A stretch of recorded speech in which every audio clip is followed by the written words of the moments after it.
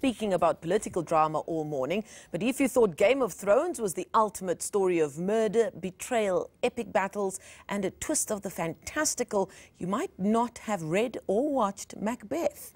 William Shakespeare's shortest tragedy tells the story of an ordinary man who hears a prophecy from a group of witches saying that he would be king. He and his wife then choose a dark and bloody path to make sure this happens. A reimagining of this classic play is currently on at the Pieter Toerien Theatre at Johannesburg's Montecasino. ENCA's Andrea van Wyk took a behind-the-scenes peek.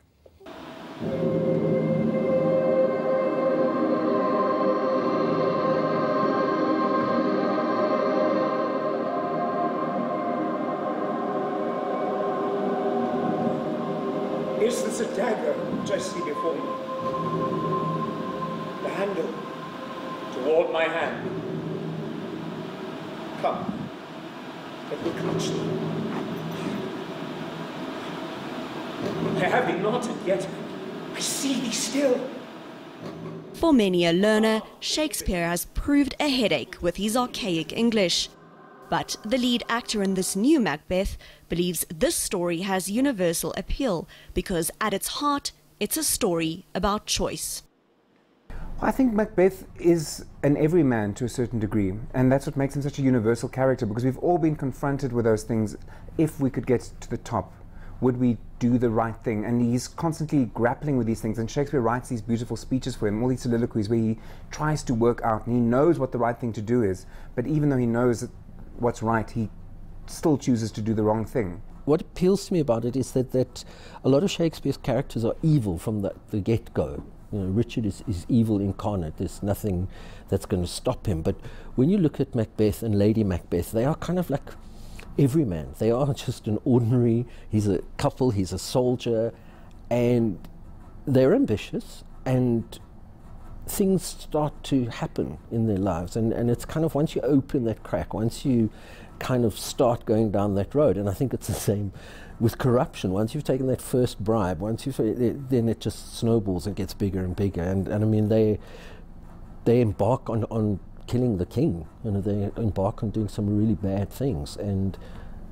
the evil just starts to overtake them, and then they can't stop themselves. And what kind of happens, and I think what the key focus of the play is, it shows how this small little idea, the seed, sort of almost, that could be something so beautiful, they could become a magical couple, this power couple that could make Scotland amazing. But instead they go about in such a dark, twisted way. And you start to see how something so innocent and simple as being told as you will become king can become this long, incredibly intricate like web of lies and deception and backstabbing and treachery. And it's almost a Game of Thronesian-esque kind of power play dynamic in a sense.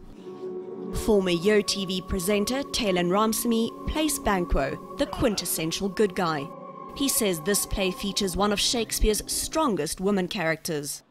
Lady Macbeth is the strong, devious woman that isn't really represented in a lot of Shakespeare plays.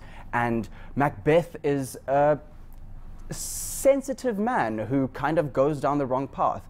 It's characters that Shakespeare doesn't normally play with, but in this play specifically, he has turned them on their heads. He has put characters in positions that he's never done before, and I think that is the reason so many people love it, because it's so different from all the other tragedies and comedies, I think.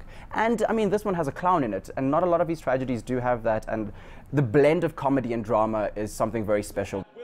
What makes this play different is that only 6 actors perform over 20 roles, and men play the female parts, as would have been done in Shakespeare's time. The director says this doesn't mean the actors had to parody women, because Macbeth's female characters, especially Lady Macbeth, are immensely powerful. We thought at times we might get criticism from people, but the opposite has happened, that people have, and particularly women, and women with a strong feminist bent, have really enjoyed the plays in terms of how powerful we've made these women and how we've given them every ounce that we can. And I think that people find that interesting, and I find that interesting, to challenge an actor to find what is the essence, what is the playwright writing about, what are the powerful elements in this woman, because it's her play. She is the strong influence. And I think when we were in Europe and we played in Europe, people absolutely loved the interpretation that she is the powerful person in the relationship. She is the one who drives him. She is the one who has the power. She is just power incarnate. Tristan de Beer, who plays Lady Macbeth, explains his approach. It allowed me to access something within me that I think is always there. I think it's dormant in anyone who is, whatever gender you kind of identify with, whether you identify as male or female or whatever. It allowed me to kind of access a point of my life or a piece of myself that I don't really expose to the public, whether that's through insecurities, anxiety, whether that's through just a general kind of social perception. What it allowed me to do is access this deeper kind of power within me that's more feminine than I think that I'm used to. And what's so interesting about her is that she's this character with this, she's a character of pure will. I mean, her famous monologue is "Unsex me here," where she kind of speaks to the spirits and says, don't make me male, don't make me female, make me an instrument of a capability. But more than personal struggles against evil desires and murder most foul, Macbeth and Lady Macbeth represent a tragic love story. Ultimately, they are desperately in love with each other. And at the end of it, when she dies, he's devastated, his world falls apart.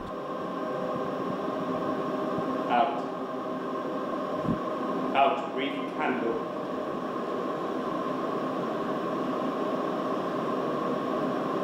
Life's but a walking shadow. A poor player that struts and frets his hour upon the stage, and then is heard no more. It is a tale told by me, full of sound and fury. You signify nothing. The cast and director have strong feelings about current conversations in South Africa and elsewhere about Shakespeare's relevance. Abramson believes it's arrogant to deny pupils access to any knowledge, regardless of where it comes from. And I just wish those cultural commissars, as I call them, would come and sit in a theatre, would come here to Montecasino and sit with 300-400 learners. It becomes this moving mass. They respond, they boo. When Richard was crowned, they toy-toyed, going, power corrupts, power corrupts. And I mean, that is just an experience that we cannot deny the youth in this country. The cast believes seeing Shakespeare in a theatre helps make the works accessible to high school students. I think the most important thing for young people, and especially Shakespeare did not write plays to torment matric students on a Friday afternoon in an English class. He wrote plays to be performed by actors on a stage. So I think if you really want to understand Shakespeare, it's to see it live in a theatre. That's when it comes alive. Ramsamy says he struggled with Shakespeare at school, but now he can't get enough.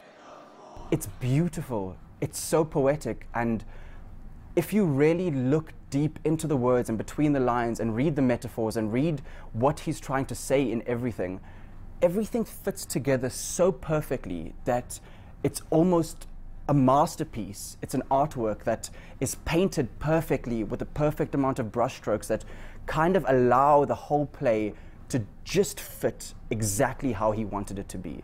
And in the direction, in the writing, every single little thing that he's written within the script can be manifested on stage and is in an actor's thought process and is in a human's thought process. And I personally think that it is one of the greatest pieces of art that we have. Shakespeare's writing it's difficult to understand at first, but if you put the effort into it, like with most things, it's beauty waiting to be understood. So, if you're keen for some double, toil and trouble, fire burn and cauldron bubble, Macbeth is on at the Pieter Toerien Theatre until the 9th of September.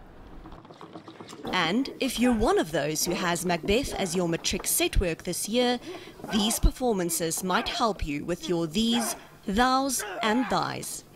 Gibbs.